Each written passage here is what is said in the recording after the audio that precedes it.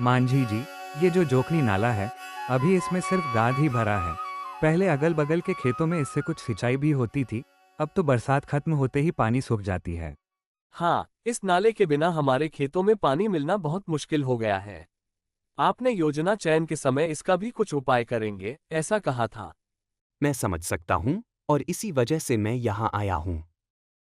नरेगा में एक ऐसी ही योजना है जिसका नाम है नाला पुनर्जीवन। नाला पुनर्जीवन का काम उन नालों के लिए सबसे उपयुक्त है जो कम ढलान वाले क्षेत्रों में होते हैं और जो गांव के पास से गुजरते हैं। अक्सर गाद और मिट्टी के कारण इनमें पानी रुक नहीं पाता। यह तकनीक इन्हें फिर से उपयोगी बना सकती है। ये प्रक्रिया कैसे काम करेगी?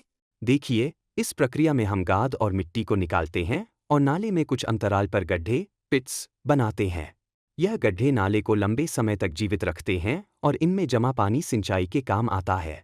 यदि नाले के ऊपरी तेज ढाल वाले भाग को एलबीएस से उपचारित कर दें और अपेक्षाकृत समतल निचले भाग में नाला पुनर्जीवन, तो ज्यादा बेहतर परिणाम मिलता है। सबसे पहले हम नाले की सफाई करते हैं, फिर नाले की चौड़ाई और गहराई। मानक प्रकलन में नाले की चौड़ाई 12 फीट और गहराई 5 फीट रखी गई है। पिट बनाने का लेआउट नाले के किनारे से 2 फीट का अंतराल लेकर पॉइंट ए चिन्हित करेंगे। वहां से दूसरे किनारे तक 8 फीट की दूरी पर पॉइंट बी चिन्हित करेंगे। पॉइंट बी से ढलान की ओर 40 फीट दूर पॉइंट सी और फिर 8 फीट दूसरे किनारे की ओर पॉइंट डी चिन्हित करेंगे। एक पिट का आकार, चौड़ाई 8 फीट, लंबाई 40 फीट और गहराई 5 फीट और आवश्यकता अनुसार 3 फीट भी हो सकती है। और पिट्स के बीच का अंतर? 2 पिट्स के बीच 30 फीट का अंतर रखा जाता है। एक नाले में कम से कम 4 पिट्स बनाए जाते हैं, यानी यह प्रक्रिया उन नालों में होती है जो कम से कम 280 फीट लंबे हों। पिट्स से निकाली गई मिट्टी का उपयोग नाले के दोनों तरफ बंड बनाने के लिए होता है।